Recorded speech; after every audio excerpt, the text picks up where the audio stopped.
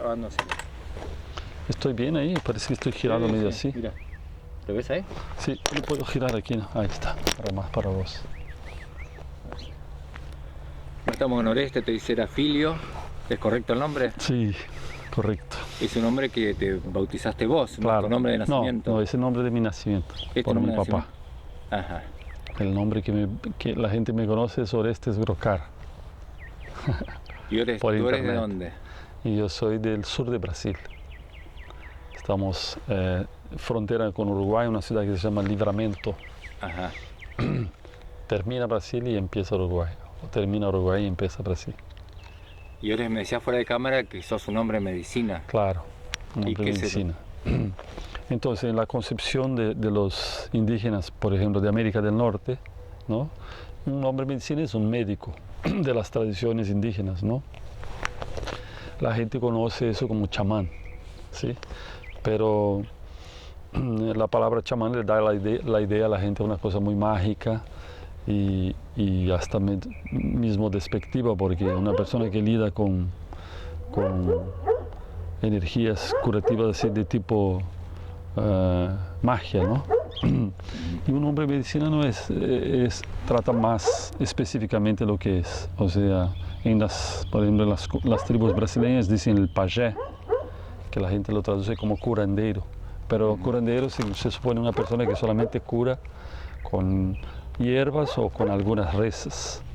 Y el concepto de hombre medicina es mucho más grande. O sea, hombre o mujer medicina es la persona que trae en sí algún don, que desarrolla algún don sanador. Y eso hay varios tipos. Por ejemplo, las personas que curan con hierbas, las personas que curan con piedras, las personas que curan con las manos, la persona que cura, que tiene un poder curativo en la voz, en el canto, en las rezas, y así hay un abanico de dones y facultades curativas que pueden hacer parte de lo que se llamaría un hombre o mujer medicina, un chamán, ¿no? En mi caso, yo trabajo básicamente con las plantas sagradas, ¿no? Que son plantas de poder que abren campos de percepción que nosotros llamaríamos espiritual, ¿no? Pero también un hombre de medicina no trabaja solamente como una cosa, tiene varias facultades que son utilizadas durante un proceso de cura, un tratamiento curativo, desde el canto, la voz, el pensamiento, las manos, manipulaciones o simplemente energía con las manos, también los sueños o los viajes espirituales, conducir a alguien. Ese es un abanico muy grande de cosas. Por eso que se define uno un hombre de medicina y no decir un médico o algo así, porque eso entra en choque, ¿no? Con la idea que la gente tiene, y uno no trata de descualificar una cosa en función de otra. O sea, ¿Y cómo, porque vos sos de formación occidental, claro. ¿Cómo te acercaste a una corriente del pueblo originario? Porque sería una corriente nativa, ¿no? Sí, porque antes me dediqué de los 25 años a los 31 a estudiar todo lo que sea autoconocimiento, ¿no?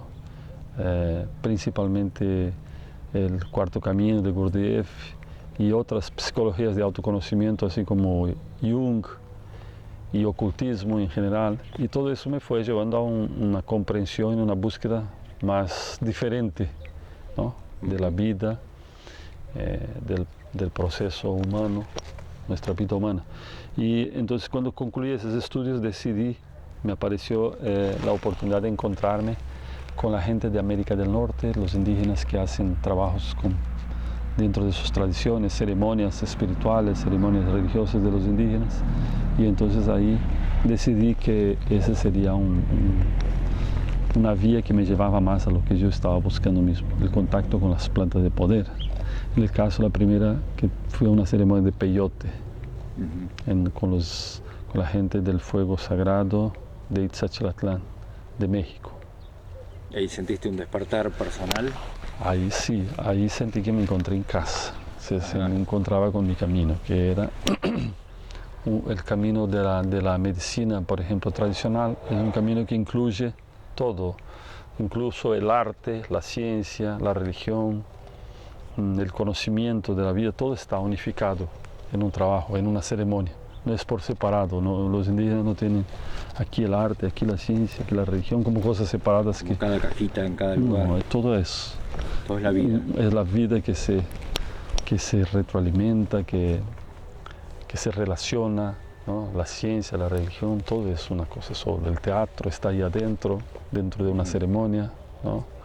Todo está junto. Y eso, en ese momento yo estudiaba también, era artista, estudiaba bailes, danzas, siempre estudié la música, la pintura. Y ahí encontré un lugar un camino donde todo confluía y se combinaba dentro de una cosa importantísima, que es la sanación, la cura. Ahora, vos hablaste concretamente del peyote, pero cada pueblo tuvo su planta sagrada y tiene su planta sagrada, ¿no? Exactamente. Cada región tiene sus plantas que son la expresión que la misma tierra, ¿no? Por ejemplo, aquí en Patagonia, ¿no? Estamos aquí, ¿ves? Aquí tenemos las rúculas, ¿no? ¿No? Que es un alimento y también es un medicamento. O sea que la tierra en cada lugar produce aquello que se necesita en ese lugar, para ese clima, para esa situación de vida, ¿no? Tanto alimentar como plantas. Entonces, por ejemplo, el peyote es una planta propia del norte, ¿no? Del desierto del Arizona, ¿no? Allá arriba en México y Estados Unidos, por ahí, ¿no? Un cactus que tiene un poder psicoactivo que abre muchas dimensiones del conocimiento humano, es del espíritu humano. Y en América nosotros tenemos de la cuenca amazónica toda, la principal planta es la ayahuasca, conocida como ayahuasca, que no es una planta, ¿no? En verdad la ayahuasca es un compuesto de dos plantas que salen de allí, una liana, ¿no?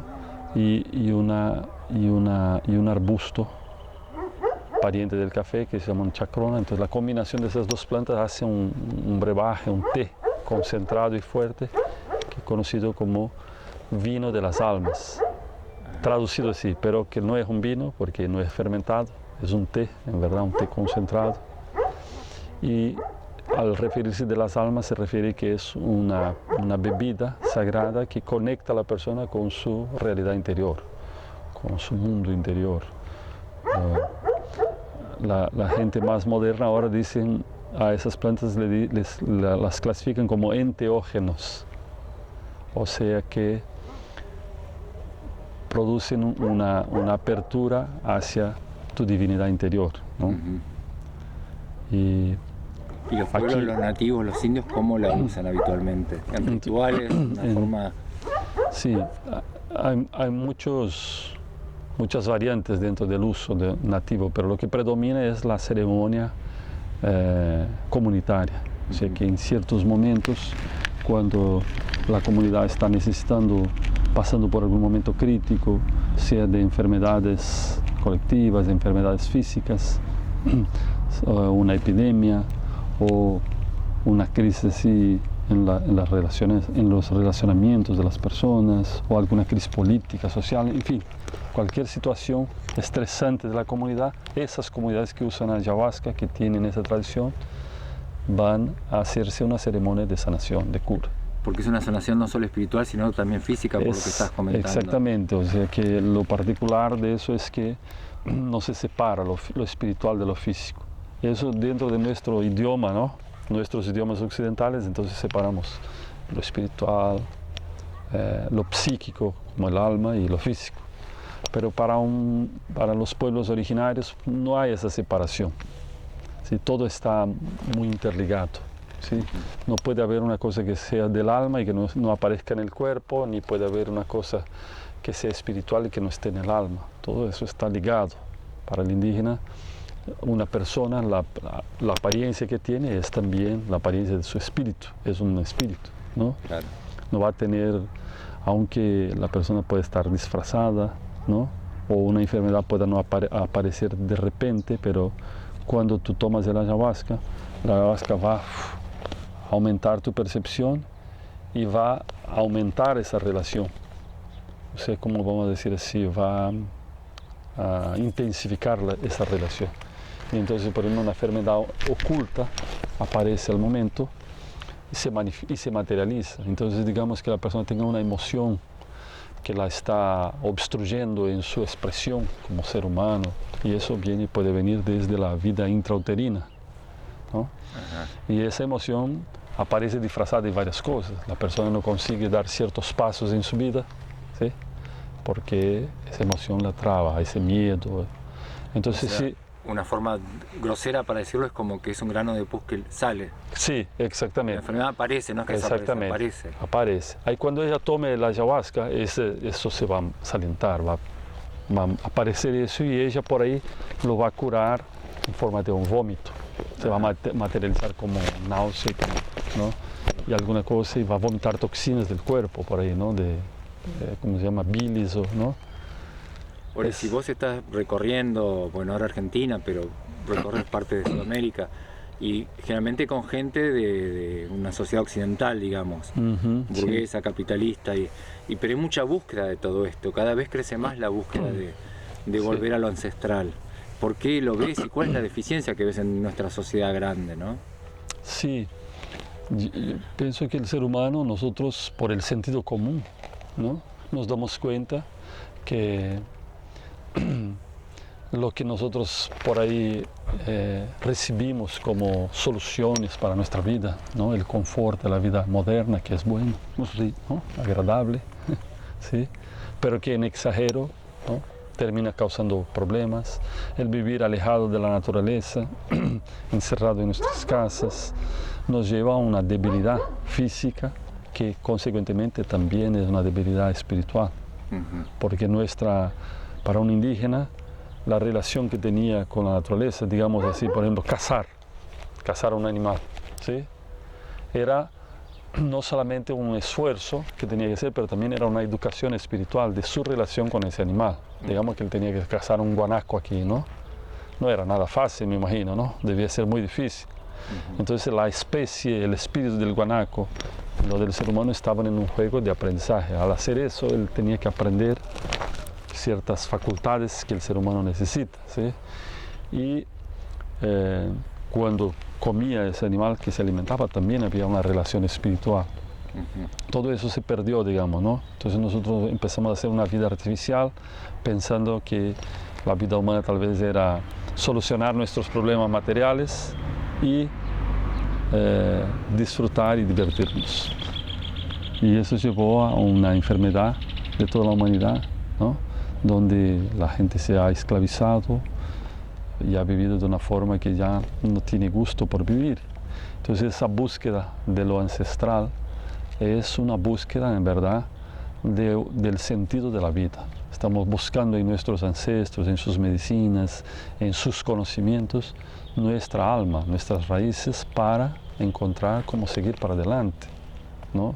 No que vayamos a volver a vivir como vivían los antiguos, que nadie vuelve a ser como era, pero vamos a encontrar una manera donde, ligados con nuestros ancestros, para continuar la vida en este planeta, en esta tierra hermosa, de una forma que sea saludable, porque ahora estamos en un momento crítico, ¿no? La humanidad está enferma físicamente, espiritualmente, ¿no? Y entonces esta búsqueda tiene que ver con ese reencuentro. Yo confío que va a ocurrir, que está ocurriendo. ¿Y qué pasa cuando una persona que recibe tu medicina tiene un reencuentro con todo eso? ¿Cómo lo absorbe, cómo lo toma? ¿Lo continúa?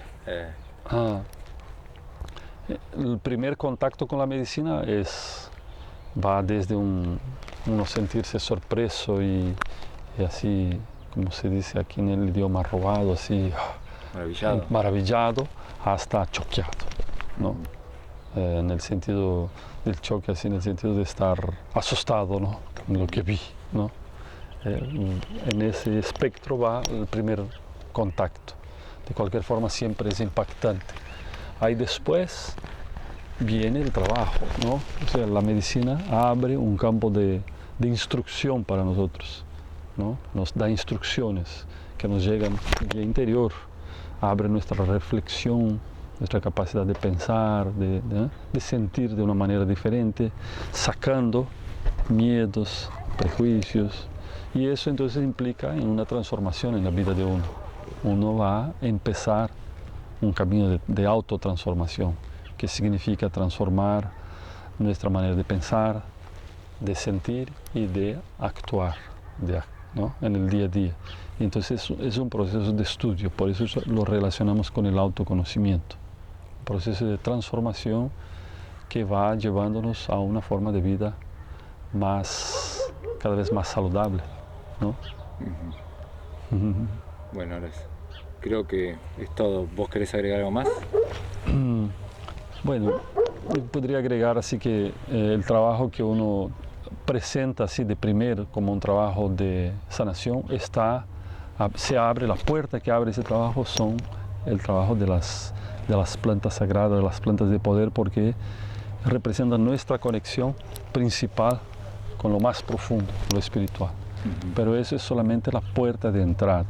La mayoría de la gente se acerca a ese tipo de experiencia o por una curiosidad o por una cuestión muy crítica en su vida, porque ya han buscado por todas partes y no consiguen encontrar otra solución, ¿no?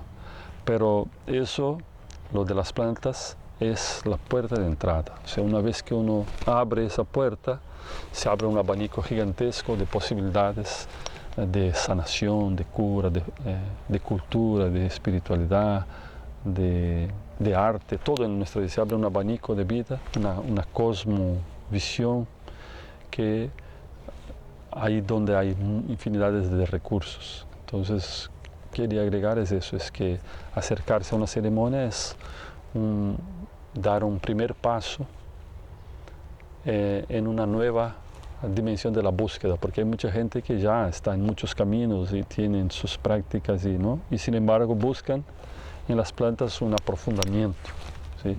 Y una vez que tú haces eso, se te abre un nuevo panorama de vida. Y que no solo va a depender de las plantas. Que no va a depender de la planta, va a incluir muchos otros recursos que nosotros ni imaginábamos y que ya los tenemos siempre a nuestro lado, pero no lo veíamos. Bueno, gracias, Ores. Gracias a vos. Buenísimo.